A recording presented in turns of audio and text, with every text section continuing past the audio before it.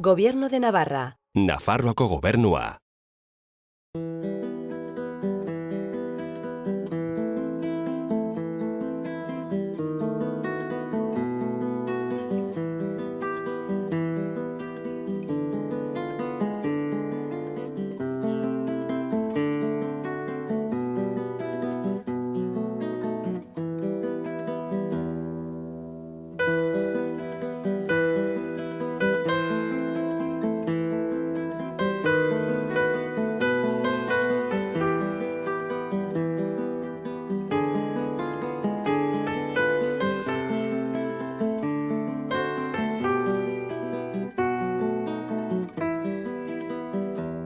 Hogeita sei. Atal honetan kontrabandoa edo gau lanaz ariko gara, gerraosteko gabeziaren aurka egin zutenen bizimoduaz. Nafarroan, batez ere Nafarroko iparraldean, kontrabandoa, estraperloa edo gau lana aspaldiko ohitura bat zen. Gerraostean, kontrabandoa bizirauteko modu bat bihurtu zen.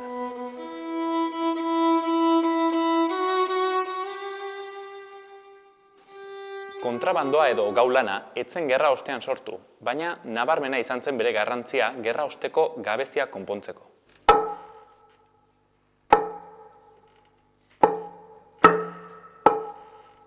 Bueno, pues hay una cosa de la que nos solemos olvidar. Bueno, pues el contrabando aquí en la frontera, sobre todo es a partir de 1841, de cuando la frontera de Navarra con Castilla pasa del Ebro al Pirineo. Y entonces el contrabando aquí empieza, por lo tanto, desde mediados del siglo XIX. Ya en la última guerra carlista empiezan a haber aquí contrabandistas importantes. Y hay sobre todo una figura importantísima, que era Agustín Arrieta Martínez, que era una persona que había nacido en Verástegui y que se afincó en Lesaca ya desde los años 70 del siglo XIX, que había hecho muchísimo contrabando ya en la última guerra carlista, y que era el jefe, que era el jefe total del contrabando en lo que es pues Cinco Villas y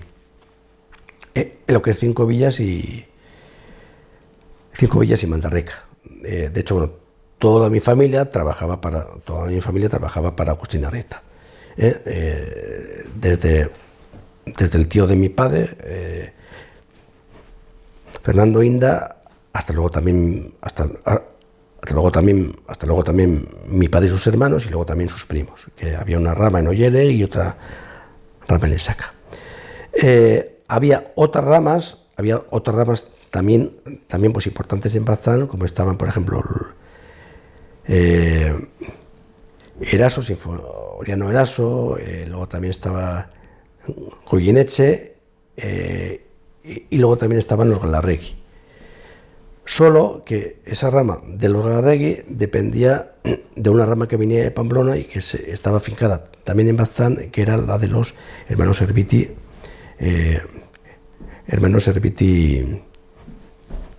que eran 4 y que eran de la Uzama, y de la que 2 hermanos vivían permanentemente para blanquear el ganado en el Betea. Pues el momento más importante del contrabando es la Primera Guerra Mundial, en la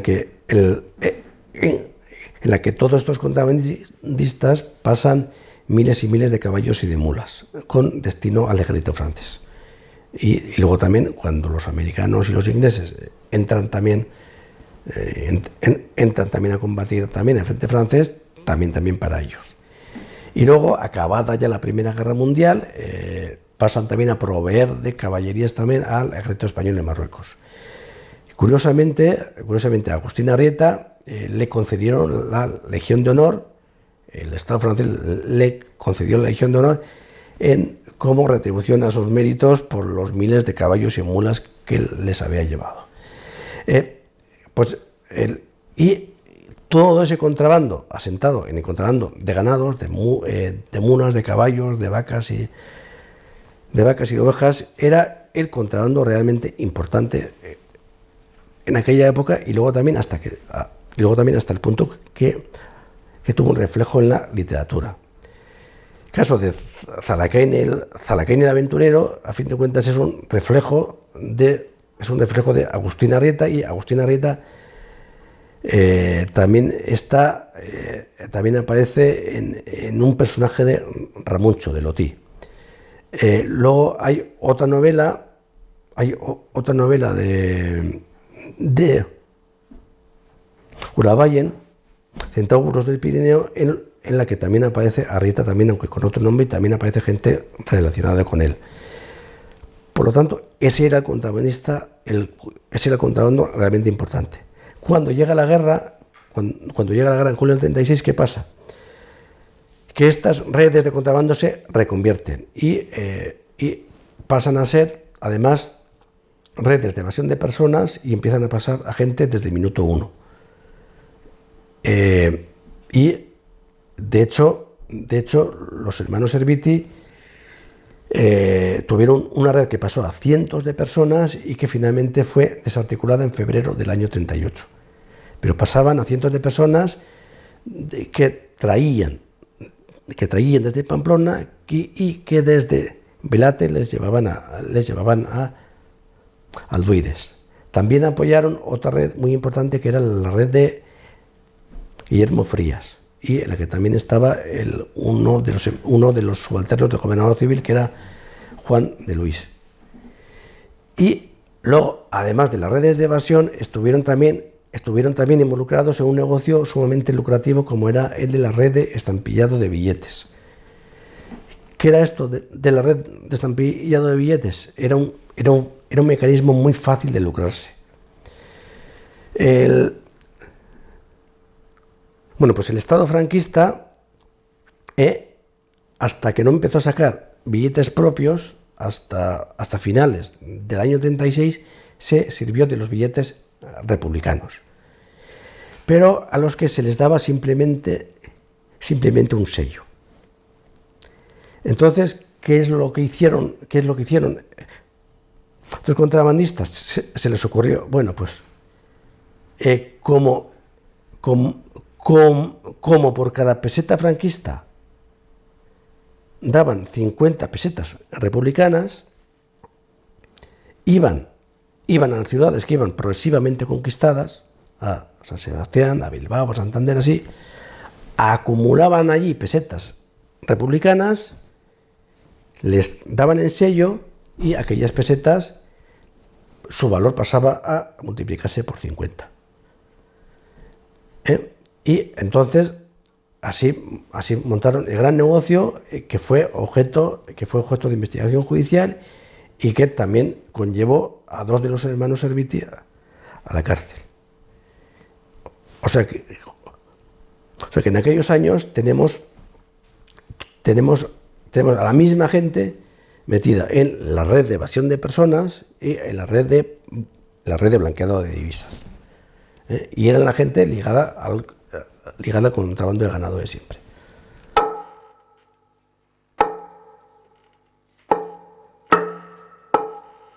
Historiaren zehar kontrabandua egin izan da, eta guda inguruetan egin izan da betidanik. Garai batean, esaterako, zaldiak pasatzen ziren kontrabandoz, eta hori debekatuta zeon, horregatik zen kontrabandoa. Dirua, txamponak, urrea, zilarra, historiaren zehar pasatu izan da, janaria ere historiaren zehar pasatu izan da. Orduan, ez da 20. mendeko fenomeno bat kontrabandoa. Baina 20. mendean ere, eta gerra ostean, gozete izugarria zeon, eta besaldetikan, frantzialdetikan, iparraldetikan pasatzen ziren hainbat produktu.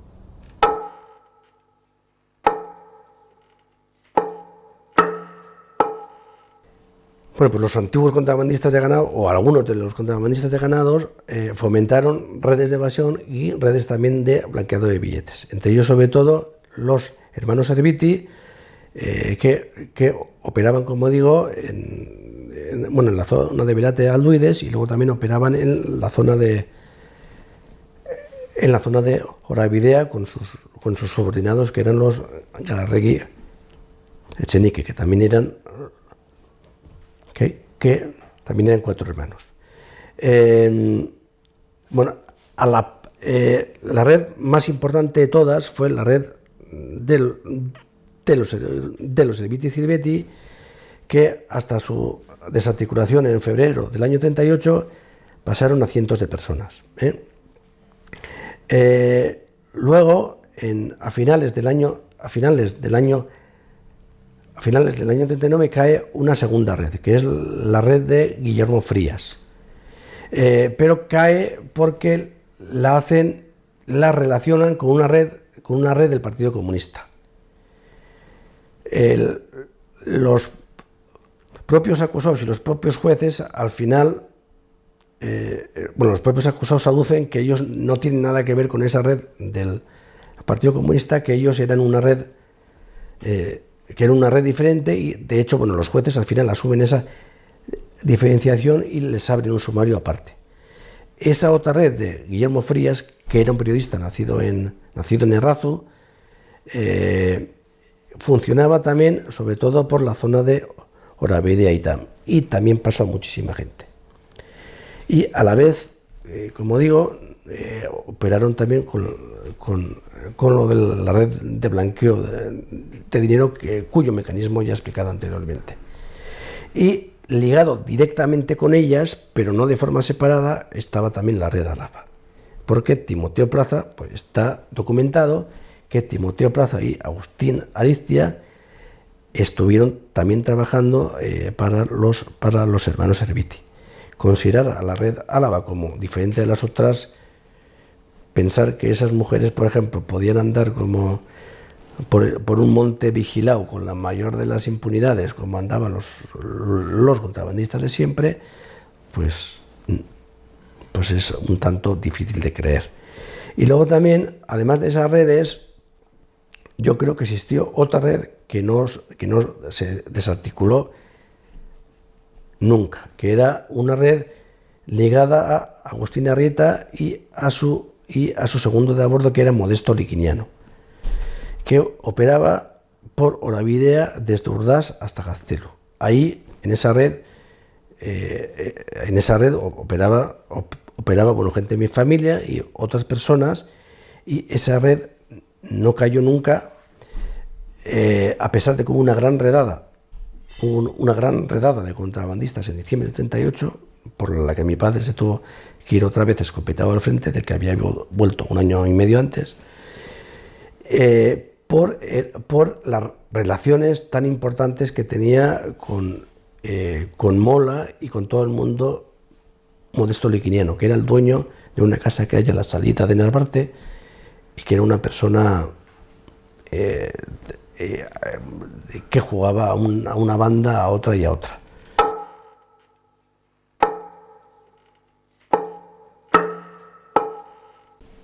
Sí, bueno, el contrabando era, actuaba como una industria, y no solo como una industria, sino como el elemento que a fin de cuentas vertebraba aquí a todo el mundo. Por ejemplo, por lo que he podido saber yo,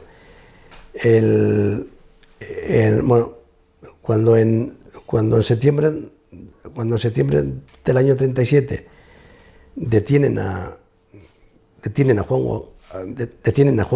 Juan Gallano, que era un republicano de Vera importante, afincado en Vizcaya, que le detienen porque le ven por aquí, la prueba que aducen en su contra fue que aparecía mencionado en una carta que le habían incadutado a Agustín Arrieta, al contrabandista. Cuando le detienen a Arrieta por otra red de contrabando de billetes de la que le habían acusado. Bueno, pues en esa carta se dice claramente que para la formación de la candidatura republicano-socialista en Vera, habían pedido el apoyo a Arrieta porque en estos pueblos nadie podía pensar en montar una candidatura al ayuntamiento si no contaba con el apoyo de Arrieta, con el visto bueno de Arrieta. Porque a fin de cuentas un montón de gente de los caseríos trabajaba directa o indirectamente para él.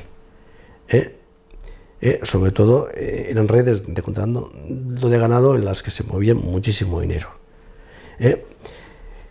Esa visión de contrabando como una industria está muy bien reflejada en la novela Centauros del Pirineo de Uravalle.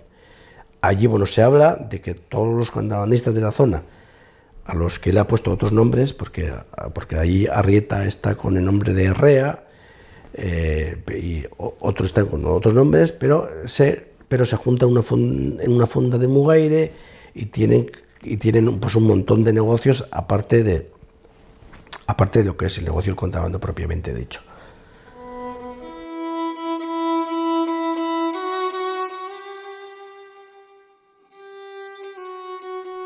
Orokorrean gau lanetan ibiltzen zirenak herritar xumeak izaten ziren, paketeroak edo paketeak menditik oinez garraiatzen zituztenak.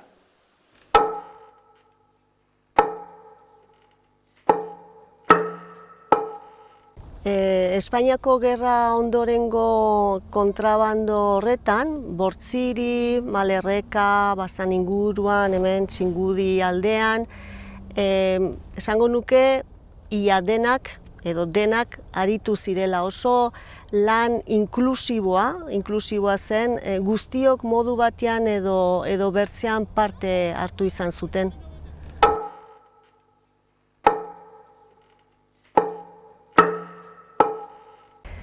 Nik hiru maila edo komentatuko nuke zeudela, ez? Alde batetik ziren esan dezagun nagusiak edo, hau da, esaterako Parisen zerbait erosi eta gero Bartzelonan saltzeko tratu hori egiten zutenak, gero erdi mailakoak zeuden eta hauek antolatzen zuten, nola pasa muga, hori ze personekin eta antolatzaileak, naiz eta beraiek ere gero muga pasatzen ibili, eta gero zeuden pioiak deitzen zieten, eta ziren langileak, kontrabandista langileak, zamalariak.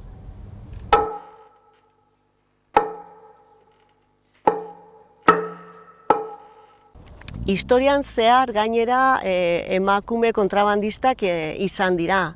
16. mendeko bukaeran, bazegoen bat esaterako, nun harrapatu izan zen, Donibane Loitzunetik Oiartzunera oihalak eramaten, ez? Orduan, konstantzia hori badaukagu. Eta gero, 20. mendean, izan ziren, egia da, mendiz karga handia pasatzen ez ziren aritu, baina beste modu batean aritu ziren kotxez eramaten alde batetik bestea esaterako, edo beste hainbat modutan seguro aritu zirela bai. Beraie kontrabandistak eta kontrabandisten laguntzaileak ere bai.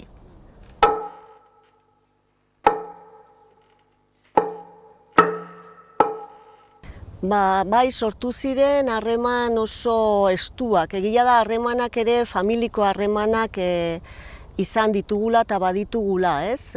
Muga alde batekoek eta bestekoek. Baina kontrabandoarekin haratago juntzen, zen bakarrikan familia, baizik eta ja negozio bat ere bazegoen hor tartean. Eta gero harremana, jaietako harremanetan esaterako, ez? Alde batekoek eta bestekoek hitz egiten zuten kontrabandoz, orduan oso gai rekurrentia zen eta ez dakit, asko personak asko lotzen zuen gaia. Niretzako kontrabandoa eta euskera hizkuntzak berak lotu izan du bi aldetako jendea.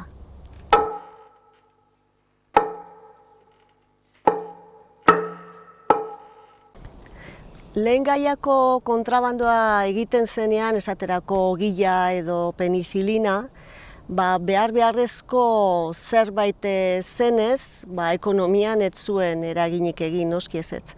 Baina gero egia da beste produktuak pasatu zirela eta ja dirua irabazten hasi zela. Jendeak dirua irabazten hasi zuen, garai hartan oraindik fabrikarik ez zegoen, pixka geroago hasiko zen, eta nabaritu zen baserriak moldatzen hasi ziren, eta batez ere jendea hasi zen, baserritarrak hasi ziren diru pixka bat edo edukitzen. Beranduago jendeak lan egin zuen fabriketan eta baita ere fabriketan edo beste lanetan, eta baita ere gero kontrabandoan. Orduan hor bai nabaritu zen jendea bazeukala lanbide bat baina gehiago. Orduan diru aldetikan ez ziren aberastu, hori ez, baina plus importante bat, gehi importante bat izan zen.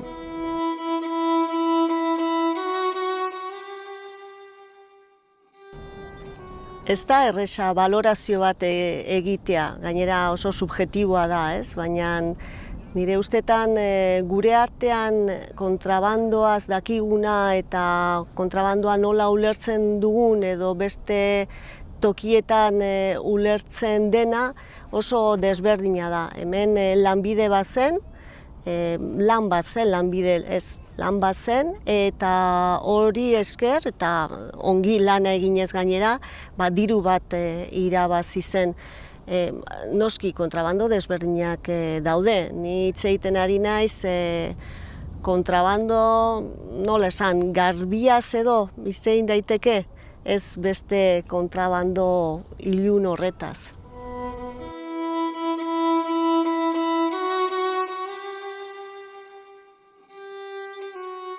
Xanti Elizagoien eta Koikiri Fagoaga gau lanetan aritu zirenetako bi dira.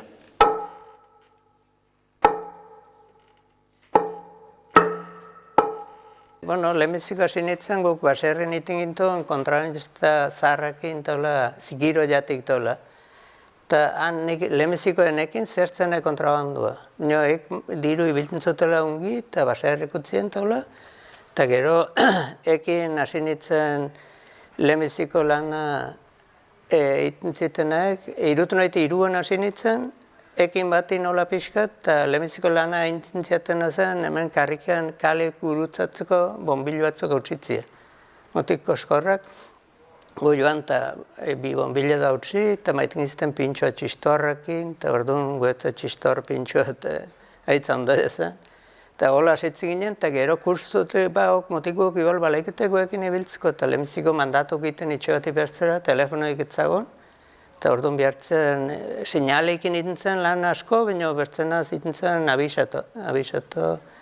Eta egunero balimezen lana, gaurti biharrera egiten zen hori hitzaz. Eta gelditzen zen aste bat ibal merkantzik gabe, jomartzen abisatzen berrez itxeteratola. Eta hola poliki hasi, gero kargakin hasi, eta lehenbiziko eguntan gaizki bizkarra min hartzen zen, eta bueltek abertzen, eta hola poliki hasi da, bai.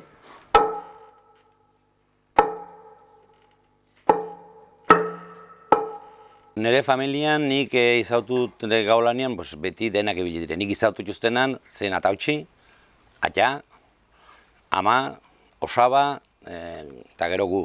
Eta orduan zertan ibiltzen ziren, normalmente ibiltzen ziren garai batian paketikin, ama ibiltzen zen moto bespazar bat erostiotela eta arekin kafia garraitzen, kafia do puntila dolko gauzak, eta hemen inguruko mugan ibiltzen ziren. Ama garai batian motukin pasatzen zen Ibardingo fronteratikan, eta hautsita hori mendiz hemen guruztu, eta Oiartzungo bidera eramen, Goizutako bidera eramen, ikin zituzten hemengo garraio hemengo bidiak garraio bere terrenuko, eta gero Oiartzu harrari do Aranztarrari utzi.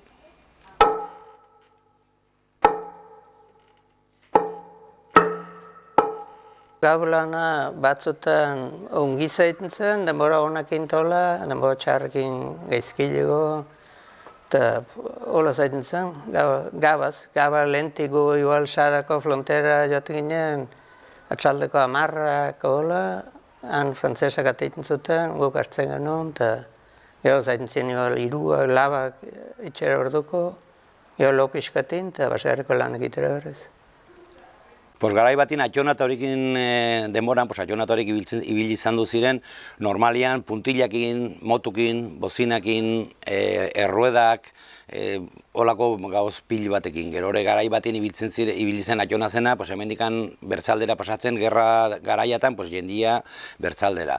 Atxa eta eman garaia, esan du dire pixkondik gehiago bizitxuntena, eta orduan gure atxa zena gehiago dedikatu zen azinda pasatzera. Eta nik beti atxakin batin azindak. Normalian, berze gauzak bazuk ere ikin gintun, baina normalin zaten zen, behiak do bekiak handik onat kartzen gintun, eta zaldila do zaldikia hemendik arat.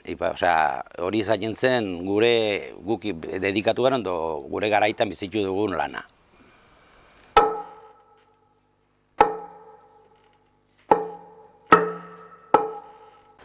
Paketik eramentik gintuen, hemendik Sarako fronteratik eta Txelako mugatik, gu Frantziko aldin sartzen ginen kilometro bat ola. Frantzesak paketik jabazuten papera bat etzen kontrabandua. Erosi zen merkantzi hori Espainia pasatzeko. Tetzun pagatzen impuestorik Frantzien, eta Bizkarrin pasatu, eta hemen Espainien etzun pagatzen orduan etzen impuestu tola horren fina. Eta egiten nugu lana batzutan hemen etxelarra, Saratik etxelarra, bertzatzutan Saratik Bidasora, etxelako Kruze eta Hortxemana. Eta arat erauntzenegan hartzen zuten lesakarrak, xalup. Ura txikile bale mizen, oinez, pasatu, Bidasoa. Eta ura ondaile bale mizen, xalupo bat, bazun kable bat, eta arekin pasatu, eta gero lesakarrak hartzen zuten, eta Oiartzuna. Oiartzun darri eman, eta Oiartzundik kotxez, frantzesodik kotxez Donostira. Eta Donostin handik bazun destino, Madrid, Barcelona, Vitoria edo merkantzi hori bazun destino bat, igual Donostin bertan, eta orduan bazekiten nola teraman. Hola zaiten zen. Atatxit horik paketiak ibiltzen zituzten hemen. Erratek modu lesakako terrenan, orduan bakotxa zaten zuen bere zona garraitzeko. Bera inguruan hartu do matxainaldi hortan do hartu, eta gero Arantzara, Goizutara, Oiartzuna. Eta gure garaitan, guk ibiltzen genuen, adar nik gehiena bizitzu izan dutena, guk hartzen genuen Endarlazko mugatik hasi errateko modun, Txalarko bukaerako muga arte. Eta orduan guk ibiltzen gintuna zaten ziren behiak, zaldiak. Orduan, behiak normalmente garraitzen gintun guk, garai batean Etxalarran zaten genuen baserri bat Zimeldi, Arañigo, gero handikan garraio kamionko eskortan, Irun aldera do Iruñi aldera, eta handia kamiona handiak kargatu, eta eramen. Eta zaldikiak alrebez, zaldiak normalmente kartzen gintun kamion Andaluzia aldetikan, Santander aldetikan, Nafarro alde guzitikan, eta deskartzen zituen hemen gauden terrenuotan normalin hemen, eta gero hemendikan gauaz, eramitzen gintuen lotuta. Zazpi zaldi izaten ziren, gutxi gora bera lotzen altziren bat bertzitik buztantik. Eta espaldi bat ziren sokatuak, eramitzen gintuen bat aurrian lotuta, eta bertzik azitin libre, eta pasatzen gintuen normalmente Sara aldera, do inguru muga horretara, eta gero baina handikan guk mugan, emaiten gintuen iparraldeko jendiri, frantzesek iri erraiten dena, eta egia itzen zuten garraitio, Frantzien do Italiara, do berzetokitara.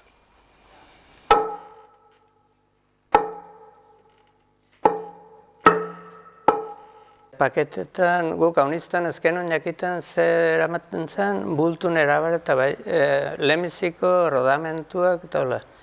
Eta gero alambre kobre, linea egiteko alambre kobre, kubiertak, puntillare hilten zen, despertadore. Eta gero ez hauniz gauz ezkenak ze zaiten zen, baina dena hola zaiten zen piezaka. Rodamentua hauniz, eta alambre kobre ere bai. Egi kamionenak, GMZ-en eje, pieza GMZ-enak. Hemen gerren ondotik itzagon, orduan kamion batzuk handik karri lehenotik, eta oiken piezak tala zaiten ziren. Gure atatxita horikin garaitan ibiltzen zituzten noski identikan. Garaietan hemen gauz gutxi ziren eta denak erraitek modun karbartzen. Puntillak, erabera batera, kotxi pneumatikuk, bozinak, galtzerdik, identikan. Eta nire garaitan ni paketikin ez naiz hauniz ibila, baina gure garaitan paketikin gehi nahi bilgintxuna garai batin zandu ziren telebistak, radiokasetak, eta gero ere bai ibiltzen zen bolada bat ibiltzen gintxula, kartzen gintxula paketetan botikak, azindan zaten, hemengo granja eta horitako botikak, hemen ez ziren zaila, orduan penizilina zela, hau zela, handik honat kartzen zen gehiena hori, eta gero egurri aldi horitan eta garai bazutan whisky, txibas kartzen zen pila bat, orduan hori zaten zen paketetan ibiltzen zena, alik eta gehiena biltzen zen kotxea barreni, baina uniztan muga eskin hori guruzteko pasatzen gitun bizkarraz, pues hori, ordu erdi bateko bidia, edo gehienez ordu bateko bidia, gero kotxin berriz kargatu eta garraitzeko. Eta tabako, pues, denbora bateko voltixer, baina ez dakit existitzen den ere, baina zen puru txiki bat roslitipua eta horitikan ere garai batin bastante bilgin joan, bai.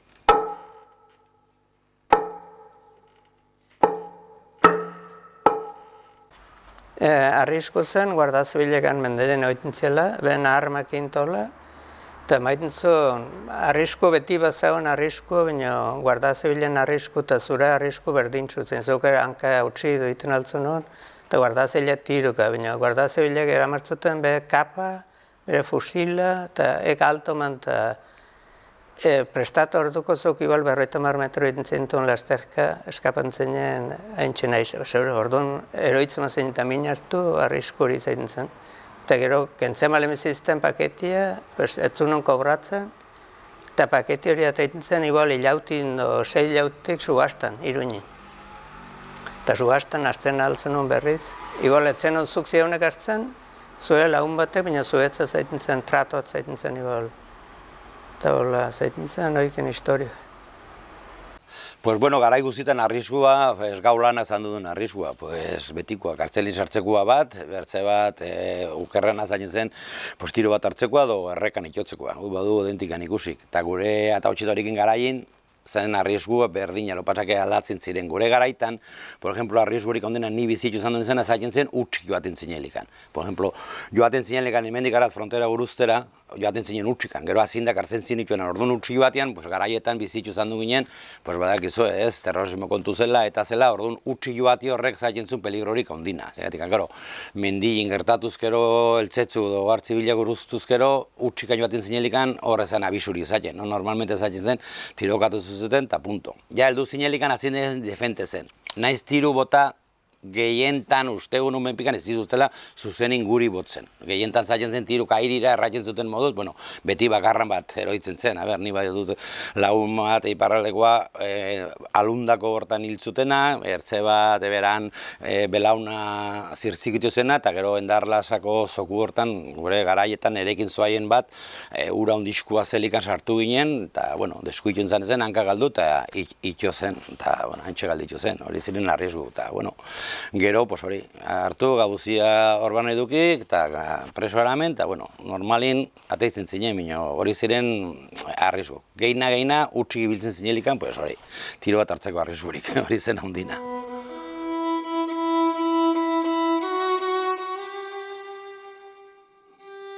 Azkeneko urteetan, oroimen historikoa berreskuratzeko lanak egiten ari dira.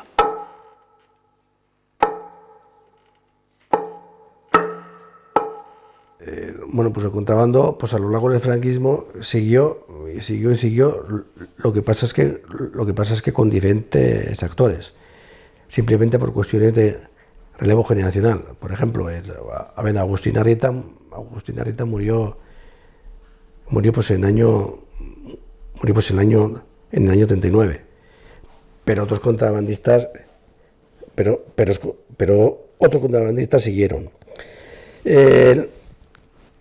Curiosamente me gustaría llamar la atención sobre que la clave de la impunidad que ha tenido siempre el contrabando, y hay muchos nombres que se podrían decir, de los que todo el mundo sabía que era contrabandista, era que se fundamentaba en un principio. Pues habían trabajado para políticos de un signo y para políticos de otro. Tenían informaciones sobre unos y sobre otros. Tenían informaciones sobre por ejemplo, contrabando de armas que habían hecho para unos y contrabando de armas que habían hecho para otros. Sobre el contrabando de divisas que habían hecho para unos y que habían hecho para otros. Sobre el contrabando de documentos que habían hecho para unos y para otros. Y eso les aseguraba impunidad. Por ejemplo, cuando a raíz de la Revolución de Octubre del año 34, Indalecio Prieto, uno de los jefes del Partido Socialista a nivel de España, se tiene que ir a Francia. ¿Por dónde se va? Por Vera. Bueno, el contrabandista que le pasa es un tal Viviano Aguirre, que era una persona que trabajaba para Agustín Arrieta. Y para ilustrar gráficamente lo que estoy diciendo, está bueno la frase que le dice, bueno, el diálogo que tienen Aguirre y Indalecio Prieto. Bueno, pues Indalecio Prieto, llegado a Sara, saca la chequera y dice, bueno, ya me dirá usted cuánto quiere que le pague. Si quiere, bueno, pues aquí tiene un cheque en blanco. Y el otro Viviano Aguirre le dice, no le voy a cobrar nada, no se preocupe. No, arrieros somos y por el camino nos veremos. Lo importante para el contrabandista era asegurarse fidelidades que luego no le entallaran problemas a largo plazo. Sí que se puede decir que durante la época de la guerra tuvieron dificultades los contrabandistas que habían tenido relaciones con el gobierno republicano o con republicanos, como es el caso del mismo Agustín Arrieta o como es el caso de los hermanos Serviti o de los hermanos Galarregui. Otras personas que eran de significación mucho más carlista, como por ejemplo los Eraso, no tuvieron ningún sumario ni ninguna detención. Ahora bien, no obstante, incluso esas personas que estuvieron más aparentemente perseguidas, finalmente sus condenas fueron unas condenas leves, porque en sus redes también había gente carlista relevante metida.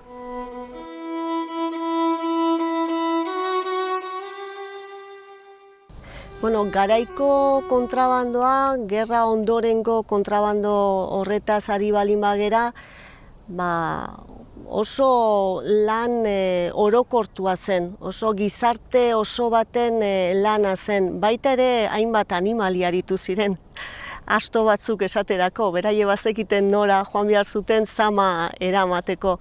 Orduan gizarte oso batek, herri oso batek egiten zuen lan bat zen, modu batean edo bestean emakumeak ere, eta parte hartzen zuten umeak ere, hainbat umek, parte hartzen zuten esaterako mandatuak edo garai haietan mugikorrarik ez zegoen, eta orduan norbaitek esan behar zuen ze ordutan nora joan, eta askotan umeak izaten ziren, ez? Orduan herri oso batek parte hartu zuen lan bat dugu kontrabandua garai hontakoa.